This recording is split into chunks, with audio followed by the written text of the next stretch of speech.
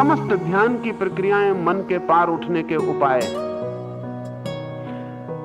मन का अर्थ है विचलित चेतना और ध्यान का अर्थ है अविचलित चेतना। ध्यान का अर्थ है मन की मृत्यु। इसलिए ज़ैन फकीरों ने ध्यान के लिए नाम दिया है नो माइंड। कबीर ने भी ध्यान को अमनी अवस्था कहा है, ए स्टेट ऑफ नो माइंड। ध्यान का अर्थ है जहां मन न रह जाए, जहां मन न बचे, जहां कोई विकल्प ना हो, जहां कोई द्वंद्व ना हो।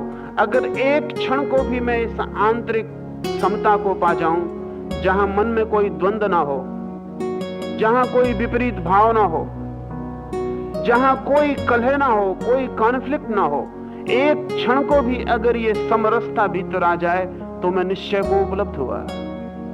उसी क्षण मुझे परमात्मा उपलब्ध हो जाए, उसी क्षण उसकी मुझे झलक मिल जाए, धागे की झलक मिल जाए मनकों के भीतर जो छिपा है। सूफी फकीर एक ध्यान का अभ्यास करते और करवाते। पश्चिम में जॉर्ज गुरजिएफ ने भी उस ध्यान के प्रयोग को बहुत प्रचलित किया इस सदी में। सूफी फकीर उस प्रयोग को कहते हैं द एक्सरसाइज ऑफ हाल्ट, और गुरजिएफ ने कहा है उसे स्टॉप एक्सरसाइज, रुक जाने का प्रयोग।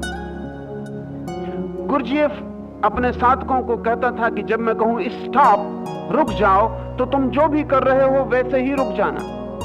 अगर तुम्हारा बायां पैर चलने के लिए ऊपर उठाओ तो वो वहीं ठहर जाए। अगर तुम्हारा ओंठ खुला हो बोलने के लिए तो वहीं रुक जाए। अगर तुम्हारी आंख खुली हो तो ठहर जाए। तुम फिर कुछ भी बदलाहट मत करना, वैसे ही रुक जाना। सूफी फकीर कहते हैं कि अगर एक क्षण को भी कोई पूर्णता से रुक जाए तो उसी पूर्णता के रुकावट के क्षण में, ठहरे होने के क्षण में, उस अगति में उसे निश्चय का अनुभव हो जाएगा। गुरजिएफ ये प्रयोग कर रहा था तिफलिस रूस के एक छोटे से नगर में, एक नहर के पास पड़ाव डालकर अपने साधकों को पड़ा था। तंबू के भीतर बैठा था सुबह ही, और पास में ही नहर थी, लेकिन नहर बंद थी, पानी उसमें था नहीं। अचानक उसने चिल्ला के तंबू के भीतर से कहा स्टॉप, रुक जाओ। 3 साधक नहर को पार कर रहे थे, सूखी नहर को। वे वहीं रुक गए, जो साधक ऊपर थे वे ऊपर रुक गए, और तभी अचानक नहर किसी ने खोल दी, पानी आ गया। पानी को देखकर एक साधक ने सोचा कि गुरजिएफ तो भीतर है तंबू के, उसे क्या पता कि हम कहां फंस गए। अगर मैं रुका तो जान को खतरा है। लेकिन फिर भी वो जब तक गले तक पानी आया तब तक रुका रहा। गले के पानी ऊपर जाने लगा, वो छलांग लगा के बाहर निकल गया। दूसरे साधक ने सोचा कि और थोड़ी देर रुकूं, शायद गुरजिएफ आज्ञा दे दे। लेकिन जब नाक भी पानी में डूबने लगी तो उसने सोचा कि अब पागलपन है, हम यहां ध्यान सीखने आए, कोई जान गंवाने नहीं। और वो पागल भीतर बैठा हुआ, उसे शायद पता भी नहीं है कि बाहर हम नहर में फंस गए। वो भी छलांग लगा के बाहर निकल गया। लेकिन तीसरे साधक ने सोचा कि जब तय ही कर लिया तो अब कोई बदलाहट नहीं। उसके सिर पर से पानी बहने लगा। गुरजिएफ भागा हुआ तंबू के बाहर आया, छलांग लगा के नहर में कूदा।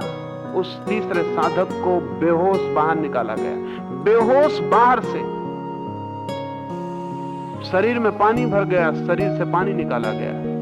लेकिन जैसे ही उसका शरीर होश में आया, उस व्यक्ति ने गुरजिएफ के चरणों में सिर रख दिया और उसने कहा कि अब मुझे सीखने को कुछ भी नहीं बचा, मैंने जान लिया। गुरजिएफ ने कहा कि इन सब शेष को भी कह दो कि तुमने क्या जाना। उसने कहा कि जिस क्षण मैं जान को भी खोने के लिए तैयार हो गया, उसी क्षण मैंने जाना कि मन भी खो गया।